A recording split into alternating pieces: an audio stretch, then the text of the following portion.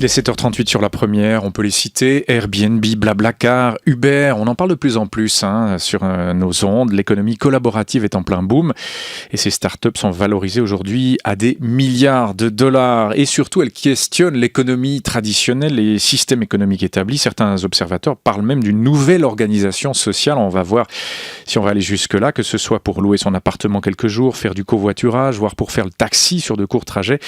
Ce sont des modèles qui se répandent dans des secteurs toujours plus nombreux, avec toutes les polémiques, toutes les interrogations qui vont avec. On va essayer d'y voir un peu plus clair avec vous, Stéphane Garelli. Bonjour. Bonjour. Merci d'être avec nous ici à Lausanne, professeur d'économie à l'IMD.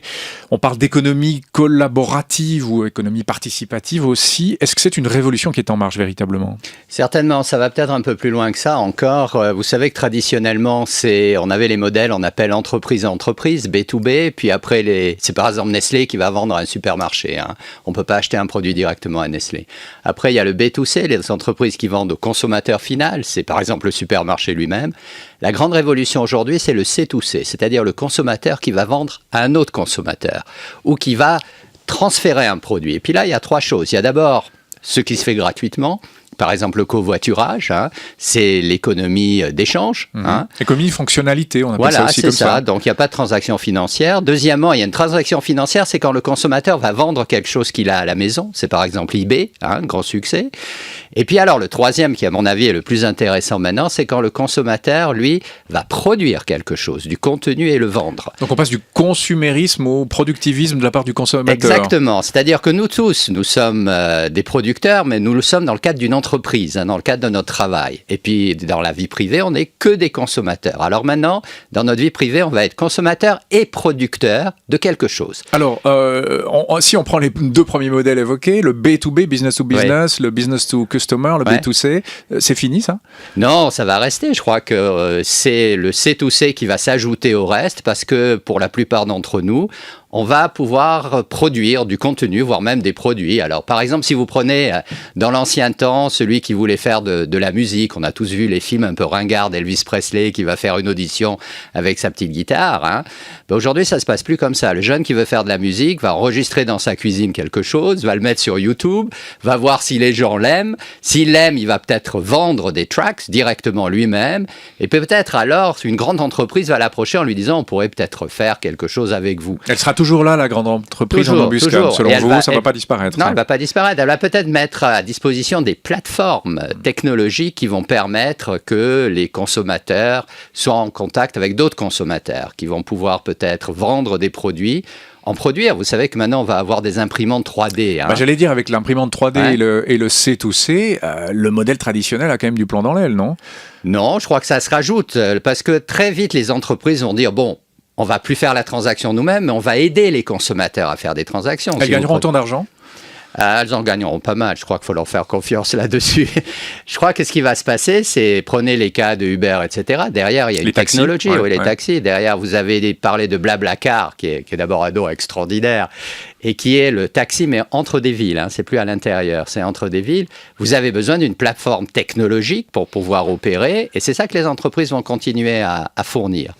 Mais je crois que de plus en plus, nous autres, consommateurs, dans notre vie privée, on va devenir des producteurs de biens, de contenu, de quelque chose. Alors, la question qu'on posait en introduction, toujours un peu, évidemment, schématique, mais est-ce que c'est la fin du capitalisme ? Est-ce qu'on peut dire, alors autrement, de manière plus nuancée, c'est la fin d'un certain capitalisme, Stéphane Garelli ? Oui, certainement, parce que chaque fois qu'on a touché à l'appareil de production, il y a eu des conséquences sociales et politiques. Lorsqu'il y a eu la révolution industrielle, la bourgeoisie, ça a créé vraiment les démocraties modernes. Quand le marxisme a dit que l'appareil de production serait dans les mains de l'État, on a créé le communisme. Aujourd'hui, l'appareil de production devient de plus en plus dans les mains des personnes, des individus, et ça va avoir des conséquences sociales et politiques. On l'a déjà vu d'ailleurs, par exemple, en Suède, avec l'apparition des partis comme le Parti pirate. Il y a même une religion qui s'appelle le copimisme, qui a été acceptée en Suède et qui, justement, est la conséquence, alors religieuse, mais il y a aussi des conséquences politiques et sociales. Chaque fois qu'on touche l'appareil de production, il y a une conséquence. Mais la conséquence sociale, si on essaie d'aller un petit peu plus après, vous la voyez comment ? Quels sont les rapports qui vont se modifier entre nous, en tant que travailleurs, en tant que personnes, etc. Même des rapports familiaux, j'imagine, seront touchés.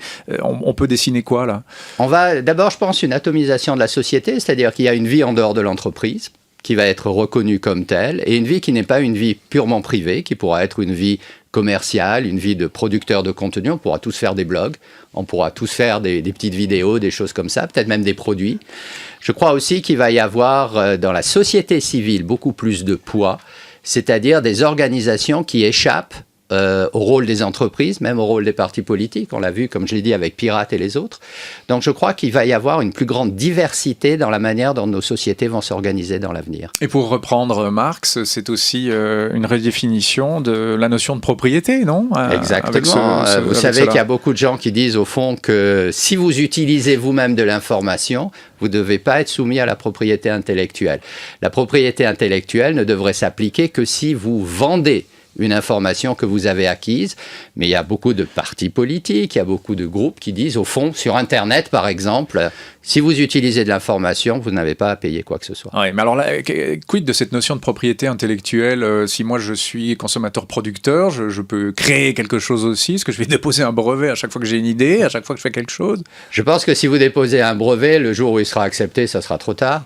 Donc ça va tellement vite. Je crois que la plupart des jeunes, d'ailleurs, s'en fichent royalement.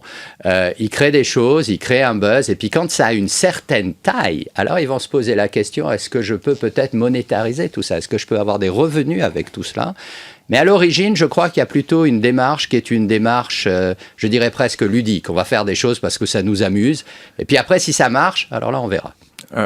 Mais en fait, en y pensant, on parle de la redéfinition de la notion de propriété. On est un peu aussi dans le retour à ce qu'on faisait il y a quelques millénaires, c'est-à-dire le bon vieux troc. Il y a un peu de ça aussi, Stéphane Garelli, non ? Oui, il y a du troc, il y a de l'échange. Moi, je le vois par exemple dans ma déchetterie. Aujourd'hui à Rolle, quand j'y vais, il y a des déchets qui sont des vrais déchets qu'on jette, mais il y a une grande partie des produits que les gens ramènent, c'est de l'échange. C'est simplement, ça marche, mais ils n'en ont plus besoin. Ou ils ont acheté un produit qui était plus nouveau et ils veulent se débarrasser de l'ancien.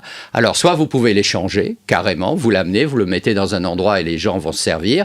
Soit alors, vous dites, tiens, je l'ai, je vais le vendre. Et dans ce cas-là, vous allez sur eBay. Alors, vous avez dit le C2C, le customer to customer, s'ajoutera aux autres formes d'économie. Dans quel type de proportion ? Est-ce qu'il n'y a pas un moment donné où ça va prendre le large où des modèles type Nestlé, vous le citiez au début, vont être des modèles en partie caduques ? Non, je ne pense pas que ça sera caduque parce que je ne crois pas qu'on va tous se mettre à faire du café ou des choses comme ça. Mais je pense que ça va. Pourquoi pas, on aura des recettes. Il y a bien des gens qui ont fait fortune en faisant des, je ne sais pas comment on dit en français, des cookies, vous savez, des petits gâteaux, des choses comme ça. Je pense que ça va s'ajouter au reste. Je crois aussi que la nouvelle génération... Dans quelle proportion ? C'était ça la question. Est-ce qu'on peut le savoir ? Pour le moment, on est peut-être dans 10%, 10-15%, pas plus du modèle total. Mais je crois que les jeunes aiment beaucoup ça parce qu'ils ont ce sentiment d'échapper au monde de l'entreprise. Il y a beaucoup de doutes sur le monde de l'entreprise dans la nouvelle génération. Beaucoup moins de jeunes veulent rentrer dans la carrière de l'entreprise, et là, c'est une alternative. Donc, ils aiment beaucoup ça. Oui, et ça veut dire qu'un jeune d'aujourd'hui, 15-20 ans, ne fera plus de carrière. Alors ça n'existe déjà plus dans la seule et même entreprise toute sa vie. Il y en a plusieurs, mais même plus dans une seule entreprise. Il sera sa propre petite entreprise. Il y aura peut-être plus de notion de salariat. Ça n'existera peut-être plus. On n'aura plus de salaire à la fin du mois. On se payera comment alors, à ce moment-là ? Je crois qu'il y aura de plus en plus de micro-entreprises, peut-être des entreprises d'une personne. Bon, alors il faudra que les gens vivent, parce que quelque part, il faut payer ses factures, etc. Ils vont trouver tôt ou tard le moyen de monétariser tout ça, de faire de l'argent avec tout ça. Mais au départ, je crois qu'on est en train d'assister à une économie qui est en train de naître à côté de l'économie d'entreprise. Puis, vous savez, l'entreprise, c'est une notion récente, ça a 200 ans, même pas. L'entreprise est née avec la révolution industrielle. Avant, il n'y avait pas d'entreprise, il y en avait très peu. La plus vieille entreprise européenne, je crois, c'est Stora, c'est une entreprise suédoise qui a 7 à 800 ans. Mais après, il n'y avait pratiquement pas d'entreprise en Europe. Vous voyez quand même là-dedans un type de modèle d'entreprise se casser la figure à terme. Alors vous voyez parler de Nestlé, il est peut-être trop grand, too big to fail comme une banque, j'en sais rien, trop mondialisé. Mais est-ce qu'il y a un modèle d'entreprise qui ne pourra pas survivre à cette révolution, selon vous ? On sait que les très très grandes entreprises ont du mal à survivre. La vie moyenne d'une entreprise, c'est 40 ans aujourd'hui. La plupart disparaissent autour de 40 ans. Le problème des grandes entreprises, c'est qu'elles passent plus de temps à se gérer elles-mêmes qu'à gérer leurs clients, qu'à gérer leurs partenaires, etc. Alors, il y a un renouvellement qui est très rapide. Si vous prenez aux États-Unis, les succès aux États-Unis aujourd'hui n'ont rien à voir avec les grandes entreprises qui avaient du succès il y a 40 ou 50 ans. En fait, la plupart, si vous prenez les listings, ont disparu. Il y a peut-être un nouveau code législatif, une nouvelle loi à inventer par rapport à ce nouveau business model, C2C. Est-ce qu'il est déjà en place ou est-ce qu'il est à venir?